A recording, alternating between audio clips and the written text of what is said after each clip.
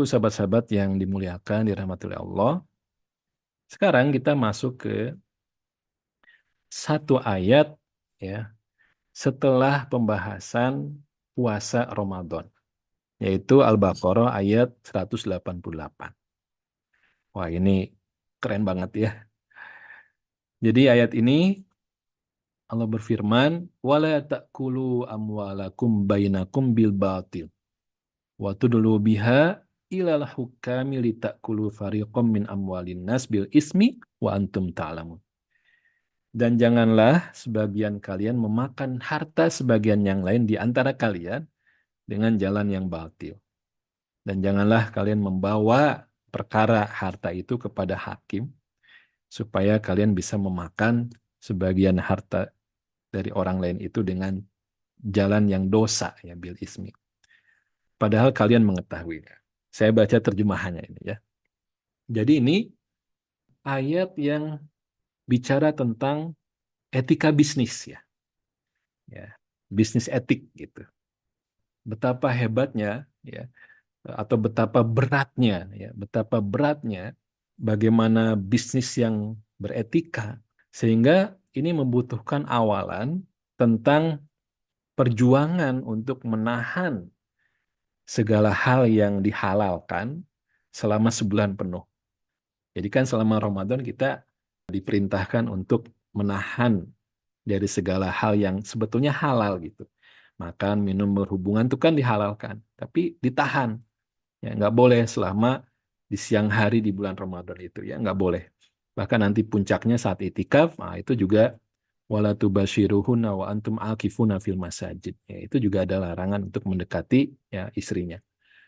Nah, ini kan bagaimana jiwa manusia itu dilatih ya sedemikian rupa secara kontinu sebulan penuh ya untuk punya kemampuan mengerem, kemampuan menahan dari sesuatu yang punya daya tarik, sesuatu yang juga menjadi suatu basic need ya, kebutuhan dasar manusia itu. Itu pun ya dilatih selama sebulan itu untuk ditinggalkan. Nah, inilah ya kenapa pentingnya Ramadan itu kemudian diikuti tentang etika bisnis gitu. Ya, bicara tentang bagaimana manajemen finansial, bagaimana orang terkait dengan harta itu ya, tidak hanya dalam bentuk uang ya, tapi semua yang terkait dengan pekerjaan ya, itu kan nanti akan menghasilkan amwal ya. Itu dikorupsi gitu. Ya, wala ta'kulu amwalakum bainakum bil batil. Jadi ada kebatilan di situ ya saat urusan dengan uang, dengan amwal ya, dengan bisnis ya, dengan pekerjaan ya. Nah, ini kan kita melihatlah fenomena yang begitu kelihatan ya banget ya bagaimana pelanggaran-pelanggaran ini terjadi. Tapi saya ingin masuk ke bahasa Arabnya ya, karena ini kerennya di sini ya. Ayatnya mengatakan dengan la ta'kulu wa la ta'kulu. Janganlah kalian makan. Ya. Jangan kalian makan. Wa la ta'kulu. Ini ya. Ini kan ungkapan yang kalau kita bicara tentang makan ini ya. Wa la ta'kulu. Ayatnya bukan wa la ta'khudhu. Ya. Wa la ta'khudhu. Janganlah kalian mengambil gitu ya. Ta'khudhu itu mengambil. Tapi di sini memakai wala ta'kulu gitu. Ya. Janganlah kalian memakan. Ini kan gambaran bagaimana seseorang itu memakan sesuatu, itu kan bisa karena lapar, bisa juga karena menariknya makanan itu, gitu ya, menggoda, punya daya tarik gitu ya. Dan tentu saja ada selera di situ. Ya. Kalau makanannya enak tapi nggak ada selera kan, itu juga nggak akan mau makan ya. Ya ini berarti di sini gambaran bagaimana wala ta'kulu ini menunjukkan di sini ada semua hal yang tadi kita sebutkan, kita ilustrasikan untuk sebuah makanan yang di situ akan orang tertarik untuk memakannya. Dan ini ayat juga kosakata yang dipakai berkaitan dengan puasa. Ya, salah satu yang dilarang itu adalah makan ya, di siang hari. Jangan makan, gitu. Jangan makan minum ya. Maka ini ayat yang memakai kosakata itu. Wala ta'kulu amwalakum. Subhanallah ya. Jadi betapa amwal, ya, amwal itu membangkitkan selera, hasrat, giroh gitu ya, manusia itu. Ya. Jadi tidak cukup untuk berhenti pada mengambil kemudian memasukkan dalam sakunya, dalam dompetnya, dalam rekeningnya. Itu berlanjut sampai memakannya. Ya, makanan itu kan juga setelah masuk itu akan menjadi nutrisi, akan menjadi energi, akan menjadi sebuah perkembangan, pertumbuhan gitu. Ya, itulah asumsi yang dibawa dengan penggunaan takulu ya, ya memakan gitu. Subhanallah ya. Ini ayat yang begitu hidup ya gitu. Maka nanti kita perlu mendalami ya dengan menggunakan ayat-ayat yang lain ya. Kenapa ini hadir gitu? Wala ta'kulu amwalakum. Ya. Berarti kan di situ ada nanti penjelasan tentang hakikat amwal. Ya. Kemudian tabiat kecenderungan manusia terhadap amwal itu. Kemudian bagaimana terapi dan solusi dari Quran itu sendiri. Ya. Kemudian bagaimana cara menyalurkan. Karena manusia punya nafsu, punya hasrat, punya giro itu nggak mungkin dimatikan. Tapi harus disalurkan. Nah, ini metode Quran yang luar biasa ya. Nanti kita bisa lihat ya seperti apa. Jadi ayat ini cuman satu ayat. Ayat selanjutnya itu bicara tentang nanti yas'alunaka anil ahillah. Itu tentang bulan sabit ya. Pertanyaan tentang bulan sabit yang dijelaskan tentang apa namanya itu tanda-tanda untuk ibadah haji gitu ya. Itu langsung pindah tentang ibadah haji gitu. Jadi ini ayat tentang bagaimana manajemen finansial itu harus diawali dengan pelatihan selama sebulan penuh menahan, menahan, menahan dari yang halal gitu. Ini keren banget ya. Kalau bukan ini sesuatu yang ujian tidak mudah, sangat berat ya, punya daya tarik yang luar biasa. Ya. Kemudian satu lagi ya penggunaan kosakata watudlu biha ilal hukami. Ini terjemahannya adalah watudlu biha itu kalian membawa ya, membawa urusan harta ya. Padahal kalau membawa ya bukan tudlu di sini ya. Nah, ini kosakatanya ini ya, tudlu ini. Ini kalau dibedah dengan pisau sorf ya.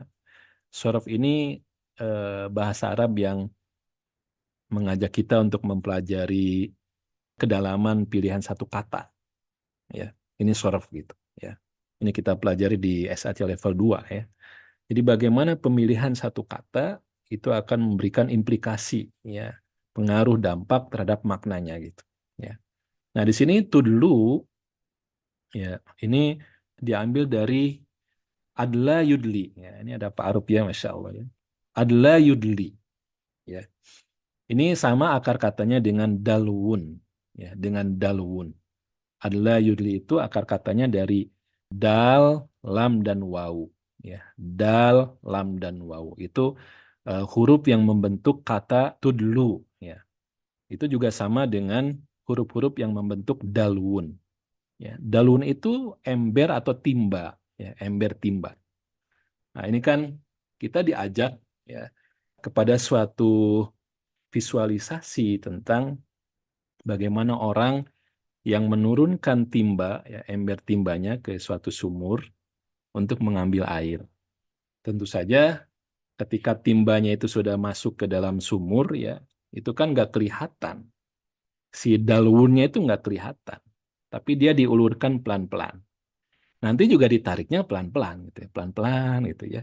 Nah, ini kosakata yang juga dipakai ya dalam urusan untuk merencanakan kejahatan ya, mengambil hak orang lain ya, litakulu fariqon min amwalin nas, mengambil harta orang lain dengan cara ya sebagian tafsir menyebutkan menyogok ya, menyuap riswah kepada al-hukam. Hukam itu hakim ya. Jadi menyogok gitu ya kepada orang yang punya otoritas untuk memutuskan ya bahwa ini hak siapa, ya ini milik siapa, ini sahnya gitu ya. Nah, jadi ada upaya untuk menyuap, menyogok ketika menginginkan kezoliman atau mengambil hak orang lain ya. Nah, ini kan fenomena yang kita lihat dalam di negara kita kemarin ya, ada pileg, ada pilpres gitu.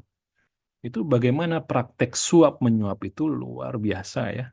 Mulai dari yang angkanya fenomenal gitu ya, nggak kebayang ya nolnya berapa gitu ya, sampai yang recehan gitu ya, untuk menyuap ya, membeli suara ya orang yang akan memilih datang ke TPS gitu. Ada yang harganya 50.000, 100.000 gitu ya. Itu kan mirip seperti itu. Waktu dulu biha ilal hukam. Sodakallah ya. Jadi ini bagaimana keberhasilan pelatihan sebulan penuh di bulan Ramadan itu dilihat dari fenomena ini gitu. Ya, praktek-praktek dalam menjalankan bisnis, ya, etika, pekerjaan dan sebagainya itu ada perubahan tidak gitu. Kalau selama 5 tahunan ya masyarakat kita itu masih bisa disuap seperti itu ya, birokratnya juga sama begitu, wah, udah ini memang sebuah kesedihan kita ya, juga sebuah kekhawatiran kita ya. Berpuluh-puluh tahun kita melaksanakan ibadah di Ramadan, ternyata masih belum bisa ya menghasilkan perubahan dalam etika keuangan ini, gitu. Etika bisnis ini. Ya. Nah, maka jamaah rahimakumullah, ini sangat menggedor perasaan kita. Bagaimana sih cara mengukur keberhasilan Ramadan? Ya ini ayatnya gitu.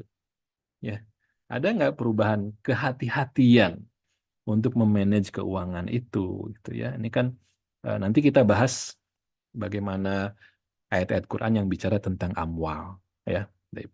Maka bisa kita simpulkan ya bahwa hikmah dari satu ayat yang pendek tadi ya itu merupakan ujian yang tidak mudah ya, bicara tentang keuangan itu. Kemudian juga pesan yang sangat kuat ya. Satu ayat tapi pesannya sangat kuat karena diawali dengan pelatihan menahan dari hal-hal yang dihalalkan selama sebulan penuh. Ini pesan yang sangat kuat. Jadi cara Allah ya menyampaikan pesan tuh ya begitu. Ada yang dirinci gitu ya, didetailkan panjang gitu ya. Tapi juga ada yang kemudian dipersingkat ya, tapi itu didukung dengan dikaitkan dengan hal-hal yang lain gitu. Ini contoh yang kedua ini kita dapatkan di ayat ini gitu. Ayatnya cuma satu gitu ya. Tapi pesan yang kuat itu kita tangkap dari disebutkannya ayat ini sebelum ayat-ayat tentang puasa. Ya, sodakallah ya. Nah, inilah bagaimana keserasian, ya, keterpaduan dan keindahan ayat-ayat Quran ini. Ya, seperti itu.